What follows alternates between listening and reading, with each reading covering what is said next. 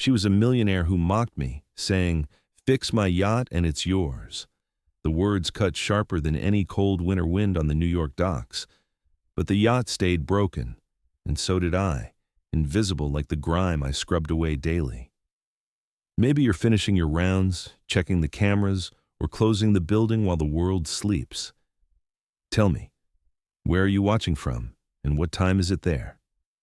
I promise today's story will touch your heart. My name is Robert, and for 12 long years, I've been the night janitor at the Meridian Tower on Manhattan's Upper East Side.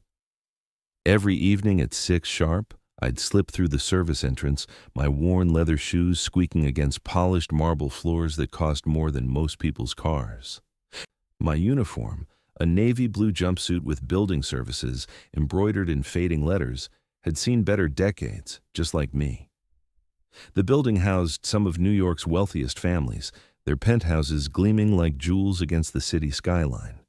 Floor-to-ceiling windows offered views of Central Park that real estate agents called priceless. But I knew the real price. It was measured in the silence of people like me, invisible hands that kept their gilded world spotless. Mrs. Victoria Ashworth owned the crown jewel, a duplex penthouse on floors 47 and 48. Her fortune came from tech investments and cryptocurrency trading that had made her worth over $200 million. She collected vintage wines, rare art, and condescending remarks about the help. Her yacht, Golden Dreams, sat docked at the Chelsea Piers Marina, a 90-foot masterpiece of mahogany and brass that she'd bought with Bitcoin profits during the market surge. I remember the first time she noticed me, really noticed me, instead of looking through me like I was furniture. It was a rainy Thursday in October, water dripping from my coat as I mopped the lobby at 2 in the morning. She'd come home from some charity gala, her diamond necklace catching the chandelier light, designer heels clicking against the floor I'd just cleaned. "You're the janitor," she said, not a question, but a statement, as if identifying a piece of equipment. "Yes, ma'am, Robert Martinez." She laughed, a sound like ice cubes clinking in expensive whiskey. "Well, Robert Martinez, my yacht's engine has been making terrible noises. The mechanic wants $50,000 to fix it. Ridiculous." She paused, studying my face with amusement. "Tell you what, fix my yacht and it's yours. A working man's dream, right?" The other residents who'd gathered in the lobby, returning from their own evening entertainments, chuckled at what they assumed was harmless banter. But I heard something else in her voice. Challenge, mockery, the kind of casual cruelty that rich people mistake for humor. "I'll look into it, ma'am," I said quietly, wringing out my mop. "You do that," she smirked, already turning away, though I doubt a janitor knows the difference between an engine and a doorknob. That night, alone in the maintenance room with only the building's mechanical hums for company, I sat on an overturned bucket and thought about engines, about dreams, about promises that cut like glass. You see, before I became the invisible man with the mop, I had different hands, hands that understood machinery, that could coax life from dying engines and make broken things whole again. I'd worked as a marine mechanic down at the Brooklyn Navy Yard for 15 years, back when the city still had places for men like me to build something with our sweat. But life has a way of grinding down even the strongest steel. My wife Elena got sick, cancer that started quiet and then roared through our savings like wildfire. The medical bills came in waves, drowning us in debt that no insurance could cover. $200,000 in treatment costs, specialist fees, experimental drugs that promised hope and delivered bankruptcy. I sold everything. Our small house in Queens with the garden Elena loved. My tools, generations of wrenches and gauges that my father had passed down to me. Even my pride, piece by piece, until taking the night janitor job felt like salvation instead of surrender. Elena died on a Tuesday morning in spring, holding my hand in a hospital room that cost more per day than I now made in a week. Her last words weren't about love or regret. They were about the bills still coming, the debt that would outlive her, the weight I'd carry alone. "Promise me," she whispered. You'll find your way back to who you were before all this. I promised. But promises are easy to make and hard to keep when you're 62 years old, starting over with calloused hands in an empty apartment. The Meridian Tower job came through a staffing agency that specialized in mature, reliable workers. Translation: desperate people who wouldn't complain about working nights, weekends, and holidays while everyone else celebrated life. The pay was enough to cover my studio apartment in Washington Heights and the minimum payments on Elena's medical debt that followed me like a shadow. Mrs. Ashworth's penthouse was a museum of wealth. Original Picassos hung beside windows worth more than small countries' GDP. Her walk-in closet was larger than most New York apartments, filled with designer clothes that cost thousands of dollars each. Sometimes I'd find stock certificates scattered on her desk, investments worth millions in companies I'd never heard of, Bitcoin wallet information written on Post-it notes like grocery lists. But it was the little cruelties that wore me down. The way she'd hand me her dry cleaning without making eye contact, as if I were a service she'd ordered online. How she'd mention expensive dinners and luxury vacations while I was emptying her trash, casual displays of wealth that reminded me of everything I'd lost. Robert, she'd say, not looking up from her laptop where she monitored her portfolio, make sure you get the fingerprints off the yacht photos. I'm showing them to potential buyers tomorrow. Potential buyers. She was selling the Golden Dreams, the same yacht she'd mockingly offered to give away. The irony wasn't lost on me. She'd rather sell it for millions than let a janitor prove her wrong. But here's what Mrs. Ashworth didn't know, what none of them knew. I'd been watching, learning.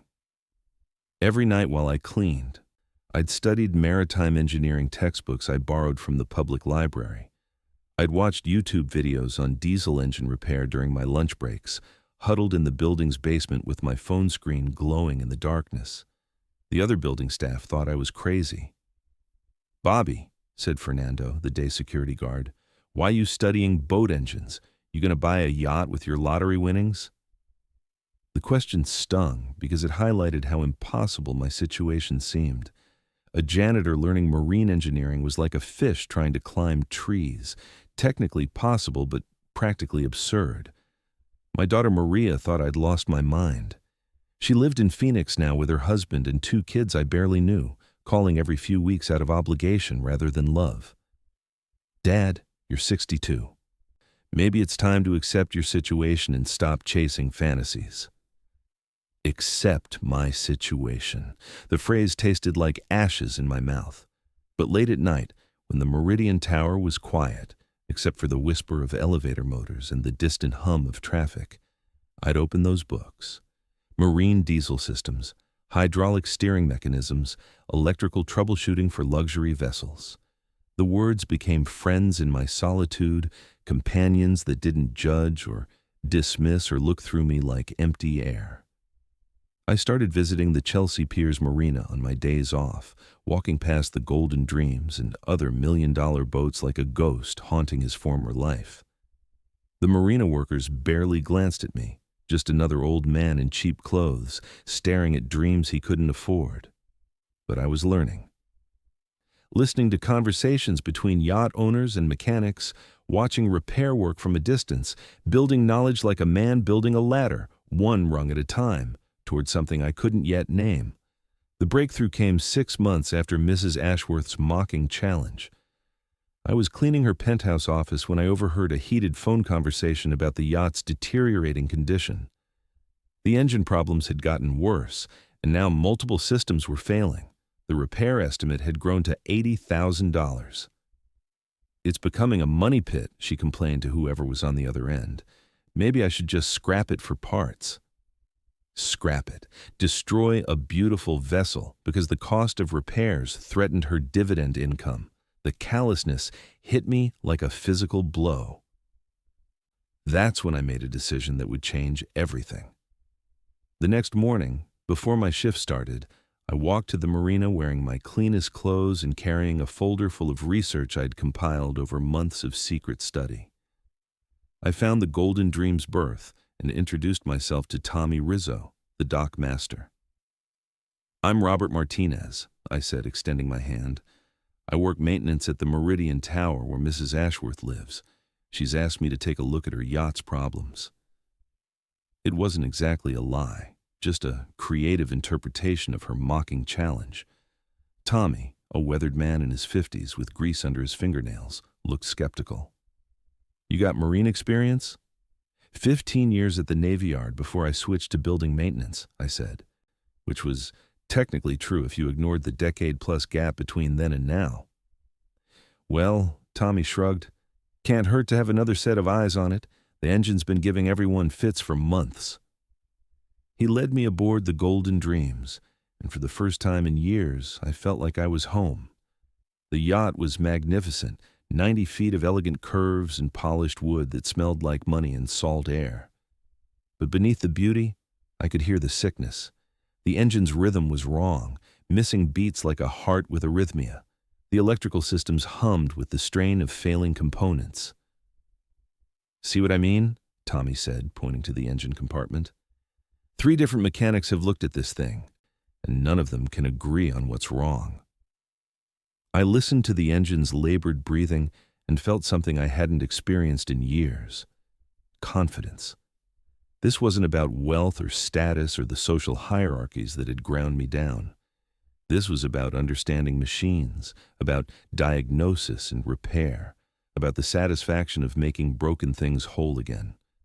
"The problem's not the engine," I said after 20 minutes of careful examination.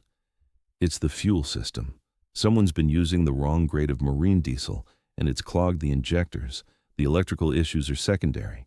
Voltage drops from the struggling engine stressing the alternator." Tommy raised an eyebrow. "You sure about that?" "Give me a week," I said. "If I'm wrong, Mrs. Ashworth doesn't owe me anything." "And if you're right?" I thought about her mocking voice, her casual cruelty, her assumption that a janitor couldn't possibly understand something as complex as engine repair. "If I'm right, she keeps her word." Tommy laughed, a sound like waves against a hull. "Buddy, I don't know what arrangement you got with the Ice Queen, but good luck collecting anything from her." That week was the longest of my life.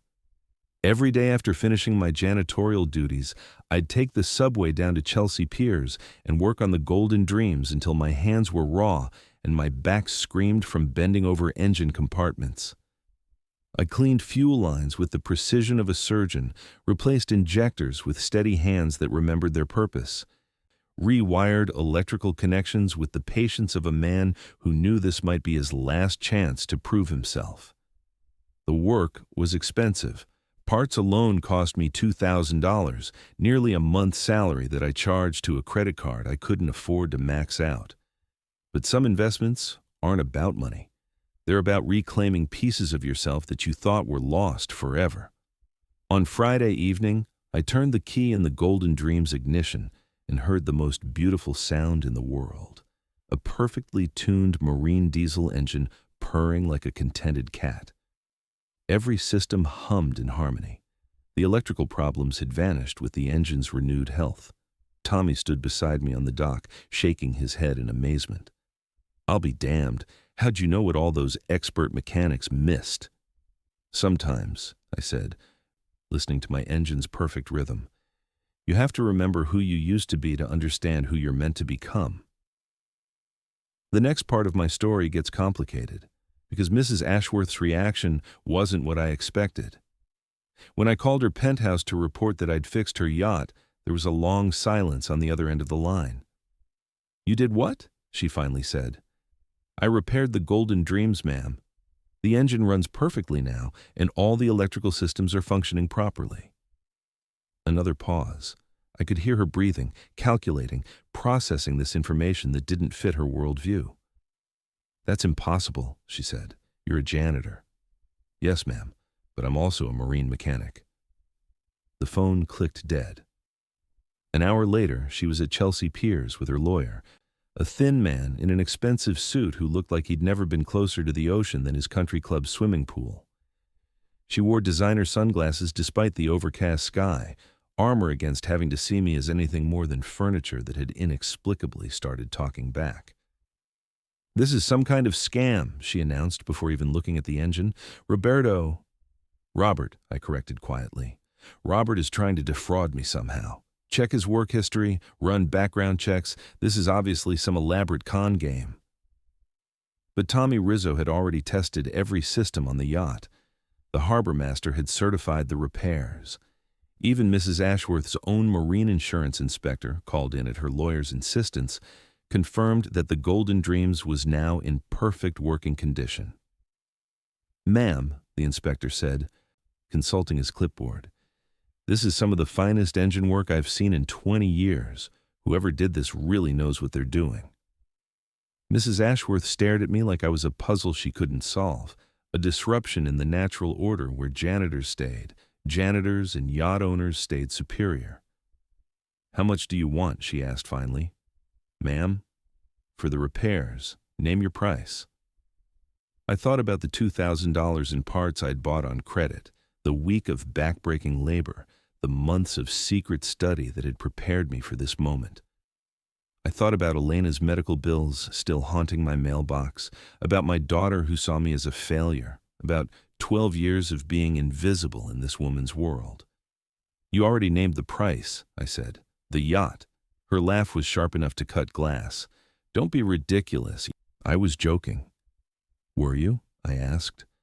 "Because Tommy here was witness to your offer, as were Mr. and Mrs. Pemberton from the 12th floor, and that young man from 3B who was coming home from his business trip. All of them heard you promise to give me this yacht if I could fix it." "That was obviously not a serious offer," her lawyer interjected. "No reasonable person would interpret that as a binding contract." "Maybe not," I agreed. "But it says something about character, doesn't it? About keeping your word, even when it costs you something." The silence stretched between us like a bridge neither of us wanted to cross. "I'll buy it back from you," she said finally. "Whatever you think it's worth. Cash today."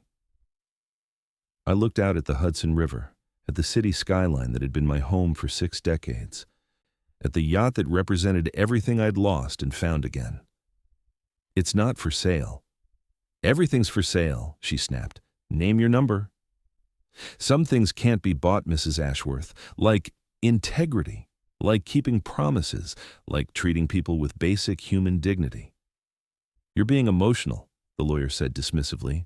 "Let's be practical here." Practical. I'd been practical when I gave up my career to care for Elena, practical when I took a night janitor job to pay medical bills, practical when I'd spent 12 years cleaning up after people who saw me as less than human. "I am being practical," I said. "This yacht represents my freedom. My daughter thinks I'm a failure. My wife died believing I'd wasted my talents. For 12 years, I've been invisible to people like you, but I fixed something you couldn't.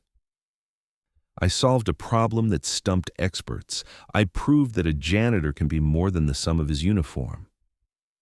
Mrs. Ashworth removed her sunglasses, and for the first time, I saw her as more than a collection of expensive accessories and cruel remarks.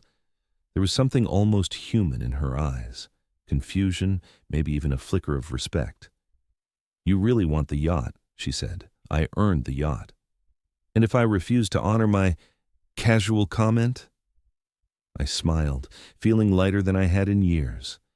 "Then everyone will know exactly what your word is worth. The marina staff, the other residents at Meridian Tower, the society pages that love to write about your charity work and civic contributions. They'll know that Victoria Ashworth's promises mean nothing." "Is that a threat?" "It's a choice," I said. "Honor your word or don't. But own the consequences either way." She stared at me for a long moment, processing this version of Robert Martinez that didn't fit her preconceptions. The lawyer whispered urgently in her ear, probably calculating the social cost of appearing petty and vindictive over a promise made to the help. "Fine," she said finally, the word forced through gritted teeth. "The yacht is yours, but I want it clear that this was charity, not obligation." "Call it whatever helps you sleep at night," I replied. 3 hours later, I owned a 90-foot luxury yacht worth over $2 million. But that's not the end of my story. It's the beginning. The first night I spent on the Golden Dreams, I sat in the captain's chair and called my daughter Maria in Phoenix. She'd just gotten home from her job at the insurance company, tired from another day of processing claims and dealing with difficult customers. "Dad, is everything okay? You never call this late?" "I wanted to tell you something," I said, watching the lights of Manhattan twinkle across the water. "I fixed something today, something important." "That's nice, Dad. What was broken at the building?" "Not at the building, something in me." I told her about the yacht, about the months of secret study, about proving wrong everyone who'd written me off as just a janitor. She listened in silence, and I could hear her processing this information about her father that didn't match the defeated man she'd known. "Dad," she said quietly, "I'm proud of you." 3 words I'd been waiting 12 years to hear. The changes came slowly at first. Word spread through the marina about the janitor who'd outperformed marine engineers and claimed his impossible prize. Other yacht owners began asking for my opinion on their mechanical problems. Tommy Rizzo offered me a part-time position as the marina's troubleshooting specialist. "You got a gift," he said. "Shame to waste it cleaning offices when you could be fixing boats." I kept my janitor job at first. Old habits die hard, and I needed the steady income to pay off Elena's remaining medical debt. But now when I walked through the Meridian Tower's marble lobby, I stood straighter. When residents looked through me like furniture, it didn't wound me the same way. Mrs. Ashworth barely acknowledged my existence now, but I caught her watching sometimes when she thought I wasn't looking. There was something new in her expression, not quite respect, but a wary acknowledgement that she'd misjudged me completely.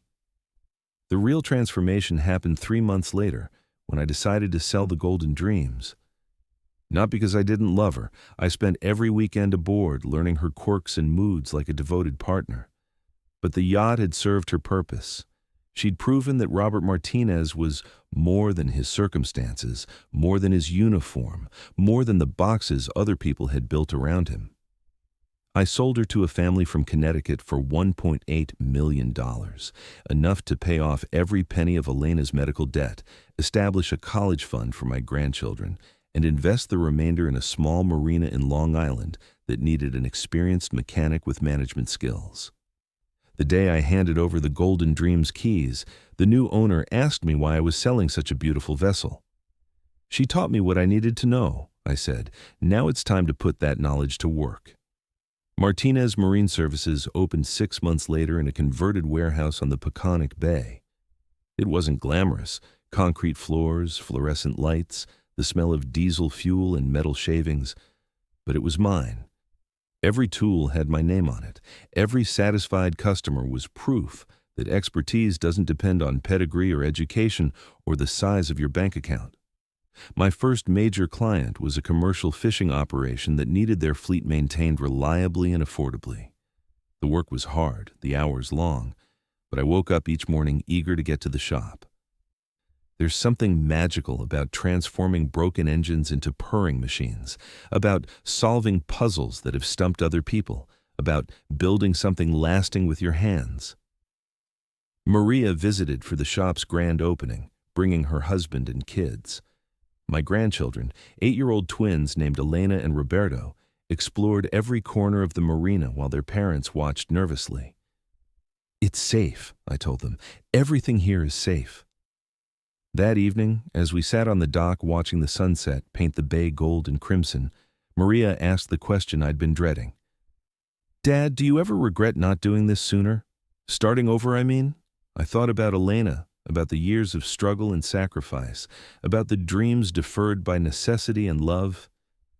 "Regret is a luxury I can't afford," I said finally. Every experience taught me something. Every setback prepared me for the next challenge. Even the pain had purpose. But you could have been successful years ago if you'd taken different paths. "Success isn't just about money or recognition," I said, watching a fishing boat navigate the channel markers. "Sometimes it's about becoming the person you were meant to be, even if it takes longer than you planned." The marina grew steadily over the next 2 years.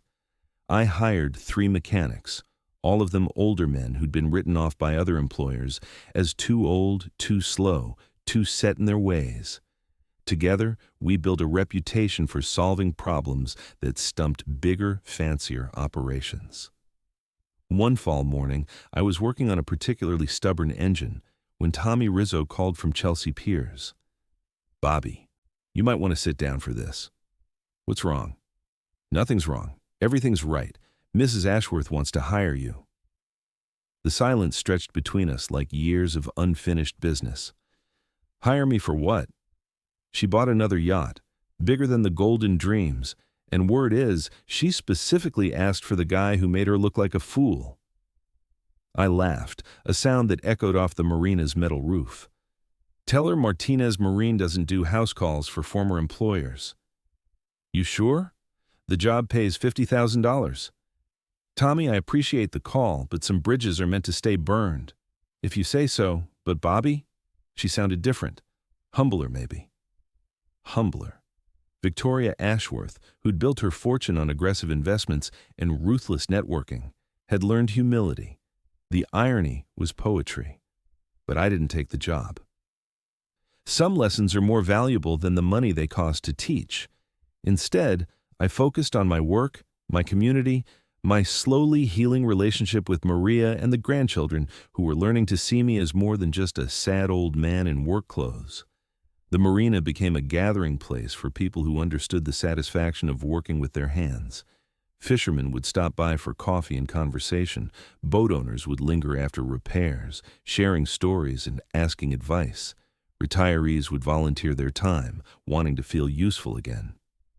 One December afternoon, I was training Elena, my granddaughter, now 12 and fascinated by engines, when I received an unexpected visitor. Mrs. Ashworth stood at the marina's entrance, looking entirely out of place in her designer coat and expensive shoes.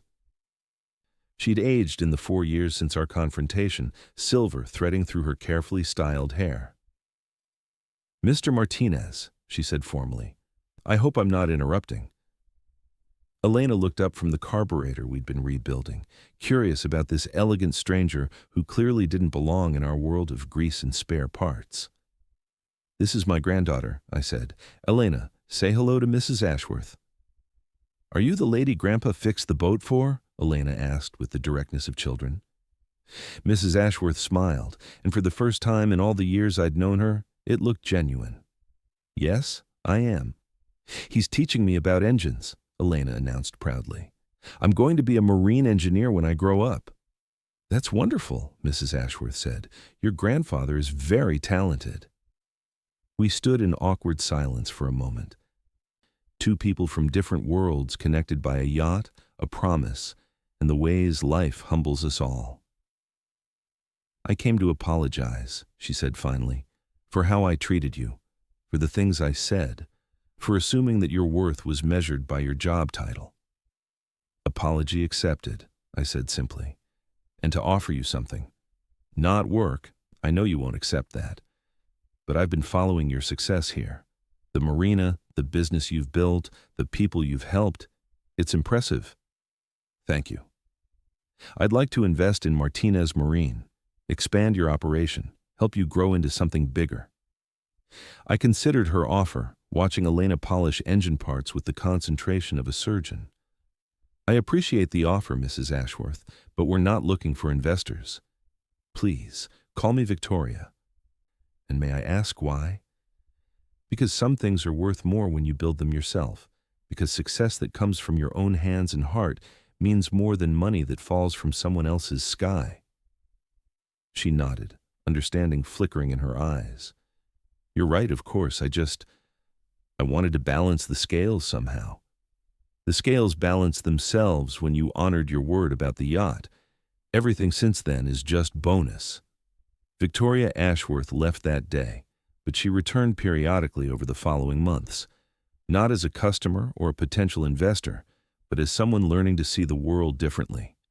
She'd bring coffee and conversation, asking about the business, listening to stories from the mechanics and fishermen who populated our little corner of Long Island. Elena adored her. This unexpected fairy godmother who encouraged her dreams of engineering school and spoke to her like an equal rather than a child. Victoria began funding a scholarship program for young women interested in marine careers, not through me, but directly through the local high school. "Why are you doing this?" I asked her once, watching her help Elena troubleshoot a stubborn electrical problem. "Because I spent 60 years believing that money was the only thing that mattered," she said. "You taught me there are currencies more valuable than cash: respect, integrity, the satisfaction of the work well done." "Those lessons were free," I pointed out. "You didn't need to pay for them." "Free to you, maybe. They cost me a yacht and years of thinking I was better than people who work for a living." The conversation stayed with me long after she'd left. As my 70th birthday approached, I found myself reflecting on the unlikely journey that had brought me to this place. The marina was thriving. My relationship with Maria had healed, and Elena was already talking about colleges with strong engineering programs. But more than material success, I'd found something I'd lost in the years of struggle and sacrifice: peace. Not the peace of resignation, but the deeper peace that comes from knowing your worth isn't determined by other people's opinions. One evening, as I was closing up the shop, I found a manila envelope tucked under my office door. Inside was a photograph of the Golden Dreams under full power, cutting through blue water under cloudless skies. On the back, someone had written, "Thank you for teaching me that dreams don't have expiration dates. Your friend, Victoria." I smiled, remembering the scared and broken man who'd cleaned that woman's penthouse for 12 years. He'd been so focused on survival that he'd forgotten to live, so concerned with being invisible that he'd made himself disappear. But that man was gone now, transformed by the simple act of refusing to accept other people's limitations.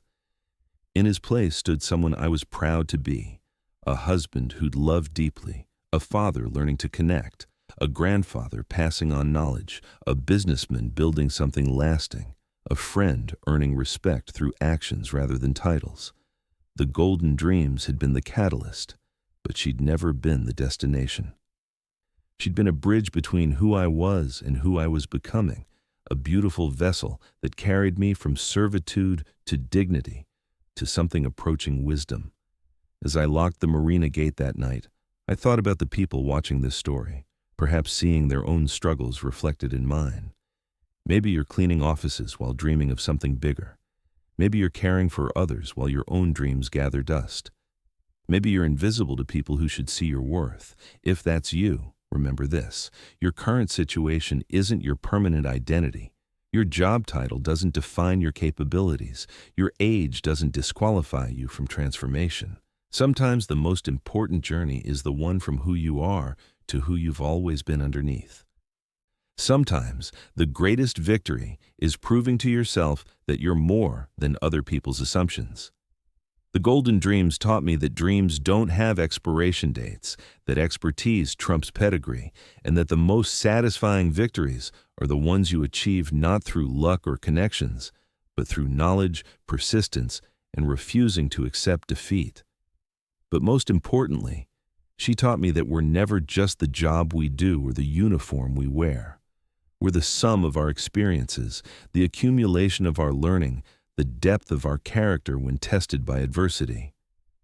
Years later, I still work at the marina most days, not because I have to anymore, but because I love the work. I love solving problems, mentoring younger mechanics, watching Elena grow into the brilliant engineer she's destined to become.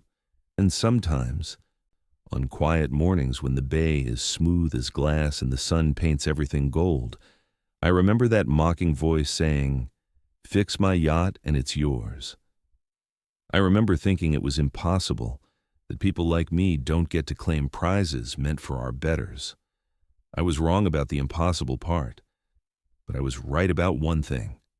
People like me, people who work with their hands and hearts, who persist through hardship and keep learning despite discouragement, we do get to claim our prizes. We just have to be brave enough to believe we deserve them. The real epilogue to this story begins 5 years after I opened Martinez Marine Services. Elena was 17 by then, captain of her high school's robotics team, and accepted to MIT's marine engineering program with a full scholarship, partly funded, I discovered later, by Victoria's Foundation for Women in STEM Fields. "Grandpa," she said one afternoon as we worked side by side on a restored 1940s fishing vessel, "do you ever wonder what would have happened if Mrs. Ashworth hadn't made that promise about the yacht?" I paused in my work, considering her question while watching the late afternoon sun paint golden streaks across the bay. "To be honest, Mia, I think I would have found another way eventually. The yacht wasn't really the prize. It was remembering who I was underneath all the years of just surviving. But what if you hadn't remembered? What if you just stayed invisible forever?" It was a sobering thought. How many people go to their graves carrying talents the world never sees? How many janitors could be engineers? How many cashiers could be teachers? How many invisible souls could be leaders if they just had the chance to remember their own worth? "Then I guess I would have missed out on this," I said, gesturing around the marina where half a dozen employees, all of them second-chance cases like myself, were busy transforming broken machinery into working dreams. "And you wouldn't be here learning to rebuild engines instead of just studying them in textbooks." Elena smiled, her hands already showing the telltale stains of someone who understood that the best learning happens when you're willing to get dirty in pursuit of knowledge. But my story has another chapter, one that began with a phone call I wasn't expecting. It was a Tuesday evening in March, the kind of crisp early spring night when the salt air carries promises of warmer weather ahead. I was in my office, reviewing invoices and planning the next day's work schedule, when the marina's main phone rang. "Martinez Marine Services, Robert speaking." "Mr. Martinez, this is James Harrison from Harrison & Associates Maritime Consulting. I'm calling because we have a rather unusual situation that we think might interest you." I leaned back in my chair, curious. Maritime consulting was the kind of high-end business that usually dealt with shipping companies and yacht designers, not small repair operations like mine. "What kind of situation? Are you familiar with the Empress of the Atlantic, the luxury cruise ship that's been making headlines?" I was. The Empress was a billion-dollar floating city, one of those massive vessels that carried 5,000 passengers and crew on voyages around the world. What I didn't know was why a maritime consultant would be calling me about it. "She's been experiencing catastrophic engine failures for the past 6 months, Harrison continued. 3 different marine engineering firms have tried to solve the problem, each claiming it's beyond repair. The shipping company is facing bankruptcy if they can't get her operational again. I'm sorry to hear that, but I'm not sure how I can help. My operation handles smaller vessels, mostly pleasure craft and commercial fishing boats." "That's exactly why I'm calling. We've heard about your unconventional approach to problem solving. The yacht incident with Mrs. Ashworth, your success rate with impossible repairs. Sometimes fresh eyes see what experts miss." The irony wasn't lost on me. 5 years ago, I was invisible to the world of marine engineering. Now, that same world was calling me for help with a problem their best minds couldn't solve. "What exactly are you proposing?" "A consulting fee of $200,000 to spend 1 week aboard the ship, studying the engine systems and providing your assessment. No obligation to fix anything. Just tell us what you see." $200,000. More money than I'd made in any 3 years as a janitor. Enough to expand the marina, hire more mechanics, maybe even establish the maritime trade school I'd been dreaming about. But money wasn't what made me accept the job. It was the challenge, the puzzle, the chance to prove once more that expertise can come from unexpected places.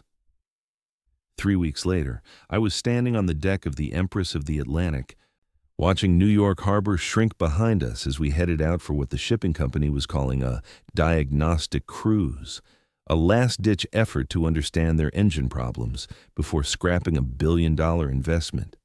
The ship was magnificent, a floating palace with restaurants, theaters, shopping centers, and accommodations for 5,000 souls. But beneath all that luxury, I could feel the same sickness I'd sensed in the golden dreams years earlier.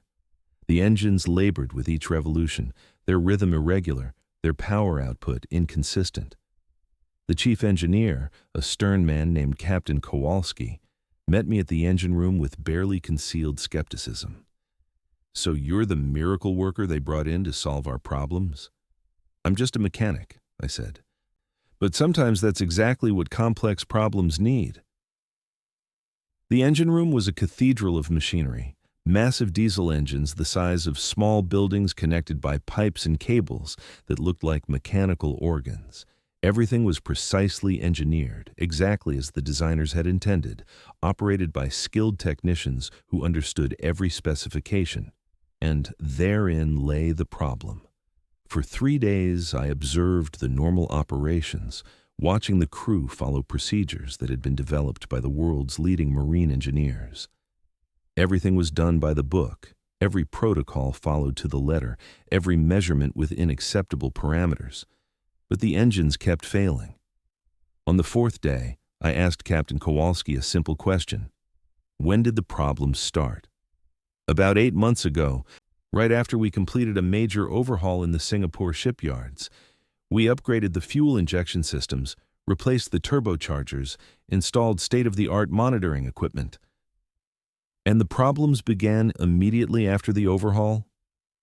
"Within a few weeks, yes." That night, alone in the engine room with only the night shift technicians, I began my real investigation. I ignored the computer readouts, the digital monitors, the sophisticated diagnostic equipment that everyone relied on. Instead, I listened, felt, trusted the instincts that had been honed by decades of working with machines that spoke in vibrations and whispers.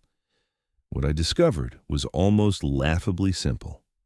The new fuel injection system, designed by computer models and engineered to theoretical perfection, was precisely wrong for these particular engines. Not wrong according to any specification or manual, but wrong in the way that only becomes apparent when you understand that every engine has its own personality, its own rhythm, its own needs that can't be captured in blueprints. The upgraded system was trying to force the engines to operate like machines instead of allowing them to work like living things. The result was a slow strangulation. A gradual failure that looked like random breakdowns, but was actually systematic rebellion.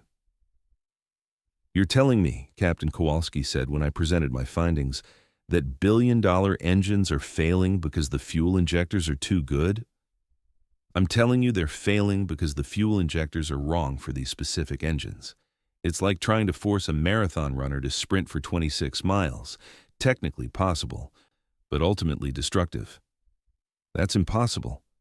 The system was designed by the best marine engineers in the world. The best engineers who never got their hands dirty with these particular engines," I corrected. "Sometimes the best solution isn't the most sophisticated one. Sometimes it's the one that actually works." Converting the Empress of the Atlantic's fuel system back to a configuration that matched her engine's natural characteristics took 2 weeks and cost the shipping company about $50,000 in modifications. It was elegant in its simplicity, almost primitive compared to the computer-controlled perfection they'd been attempting. But it worked. The engines purred with the same contentment I'd heard in the golden dreams after her repair. Power output increased, fuel efficiency improved, and the random failures that had been threatening bankruptcy simply stopped. When we returned to New York Harbor, the shipping company's executives were waiting at the dock with contracts for Martinez Marine to become their exclusive troubleshooting consultants for impossible repairs across their fleet. "How did you know?" asked the company's chief technical officer, a woman who'd spent 20 years in marine engineering without encountering a problem like this. "Because sometimes the most important thing isn't what you learned in school," I said. "Sometimes it's what you learned working with your hands, listening to machines, understanding that engineering is as much art as science." The Empress job changed everything for Martinez Marine. Word spread through the maritime industry about the small repair shop that could solve problems the big firms couldn't touch. We began receiving calls from shipping companies around the world, cargo fleets, luxury yacht manufacturers, even military contractors who needed unconventional solutions to conventional problems. But success brought its own challenges. As our reputation grew, so did the pressure to expand, to become something bigger than a waterfront repair shop where old mechanics shared coffee and stories while fixing broken dreams. "Dad," Maria said during one of her increasingly frequent visits to New York, "you could franchise this. Martinez Marine Services could be a national brand. You could retire wealthy while other people run the day-to-day operations." She wasn't wrong. The business model was proven, the reputation established, the demand enormous. I could have easily built an empire of marine repair shops, trained hundreds of mechanics in the Martinez method, become wealthy beyond Elena's medical bills or my own modest dreams. But wealth isn't always measured in dollars. "You know what I learned from the Golden Dreams?" I told Maria as we sat on the dock watching Elena demonstrate her latest engineering project to a group of high school students who'd come for our summer internship program. "I learned that some prizes are only valuable if you earn them yourself. Some dreams are only worth achieving if the journey changes you in the process. But think of how many people you could help if you expanded. How many mechanics like you, written off by the world, could get second chances?" It was a compelling argument, one that kept me awake many nights considering the opportunities I was turning down. But every time I thought about corporate expansion and franchise agreements and profit margins, I remembered the scared man in the janitor's uniform who'd spent 12 years invisible to the world. That man hadn't dreamed of building an empire. He'd dreamed of being seen, of proving his worth, of using his hands to create something meaningful. Everything beyond that was bonus. Instead of expanding, we deepened. Martinez Marine became not just a repair shop, but a training ground for people who'd been counted out by conventional paths to success. Former inmates learning transferable skills, veterans struggling with civilian life, older workers pushed out by younger, cheaper labor. We partnered with community colleges to offer accredited courses in marine mechanics. We established an apprenticeship program that paid living wages while teaching real skills. We created a path for invisible people to become visible, not through charity, but through competence. Elena's scholarship fund, now officially the Elena Martinez Foundation for Women in Marine Engineering, grew beyond Victoria Ashworth's initial contribution to become a nationally recognized program. My granddaughter, now at MIT, served on the board while studying the very engineering principles she'd first learned with grease under her fingernails in our marina workshop. The foundation became personal for me in ways I hadn't expected. Every year, young women would arrive at the marina for summer internships, many of them the first in their families to consider engineering careers. They'd start nervous and uncertain, intimidated by the machinery and the traditionally male environment. But by the end of 12 weeks, they'd be diagnosing engine problems with confidence, rebuilding transmissions, understanding that gender was irrelevant when it came to mechanical aptitude and problem-solving skills. "Mr. Martinez," one intern named Sarah told me during her final week, "this program changed my life. I never thought I was smart enough for engineering, but here I learned I just needed the chance to try." Sarah went on to study naval architecture at the Coast Guard Academy. She wasn't the first, and she wouldn't be the last. The ripple effects of one yacht, one promise, one refusal to accept limitations spread in ways I could never have imagined that first night when Mrs. Ashworth mocked my janitor's uniform. But perhaps the most meaningful recognition came from an unexpected source.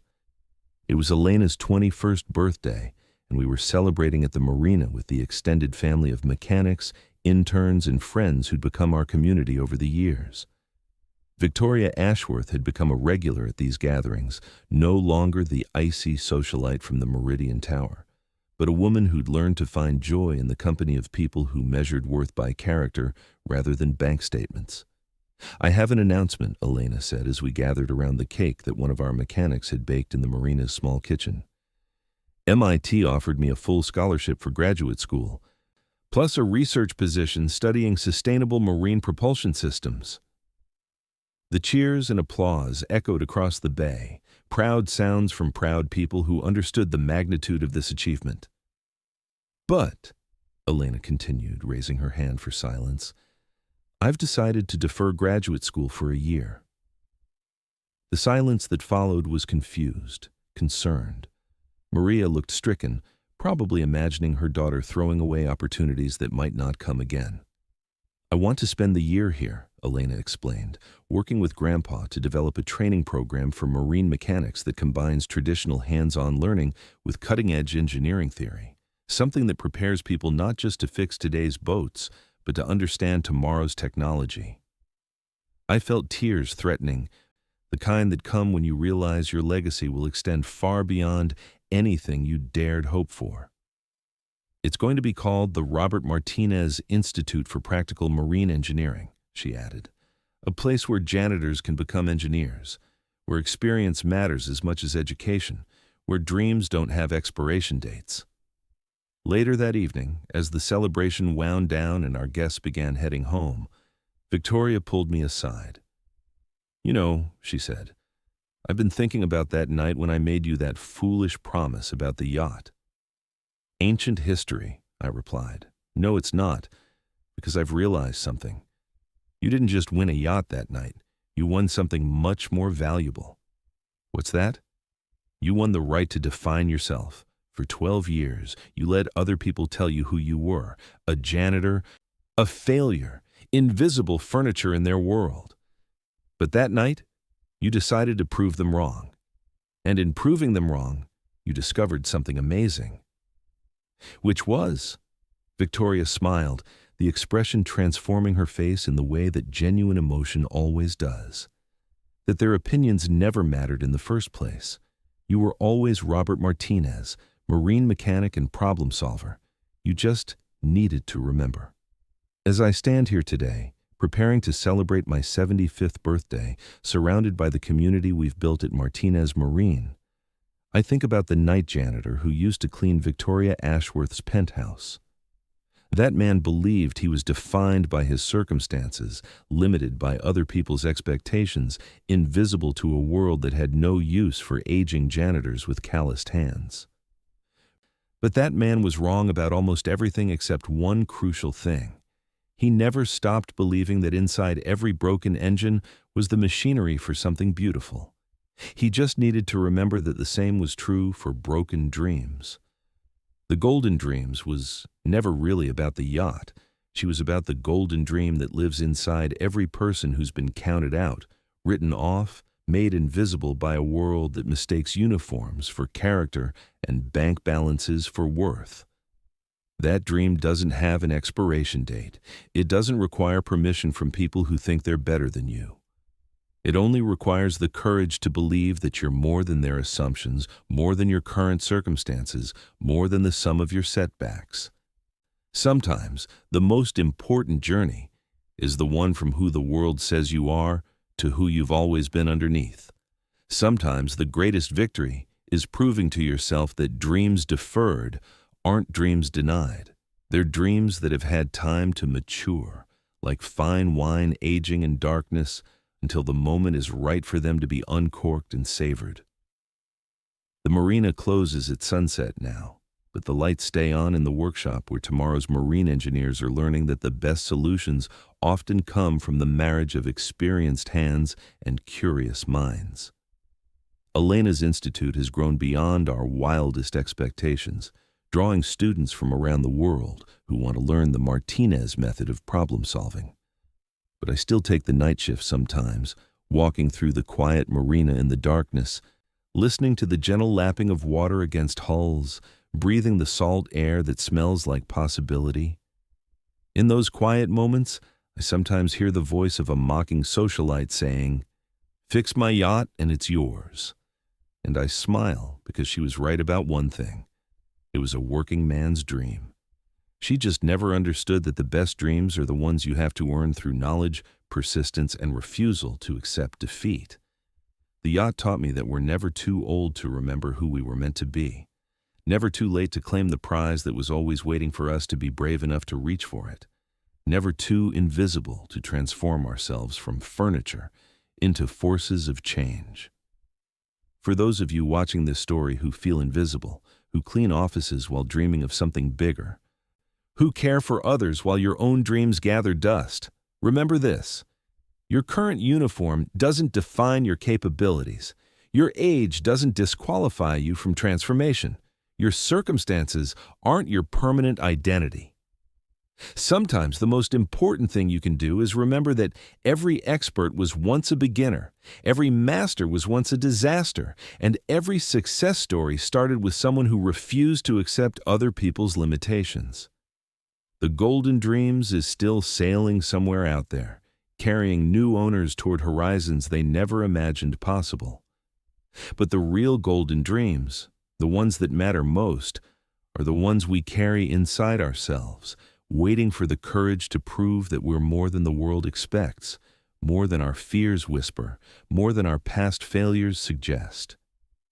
Those dreams don't have expiration dates. They just need someone brave enough to believe they're worth pursuing, no matter how long it takes, no matter what anyone else says, no matter how impossible they seem from where you're standing right now. Fix your dreams, and they're yours. The only question is, are you ready to believe you deserve them? Have you or someone you know ever been underestimated because of your job, your age, or your circumstances? Have you ever felt invisible to people who should see your worth? Share your story in the comments below. Your experience matters, and someone needs to hear that they're not alone in this struggle. If this story moved you, please like and subscribe. It helps this message reach someone who's giving their all behind the scenes, someone who needs to remember that their dreams don't have expiration dates. To continue sharing these emotional journeys, we've created a special podcast with stories just as heartfelt. You can find it here on the left. Thank you for being part of this journey of hope and transformation. I'll see you in the next story.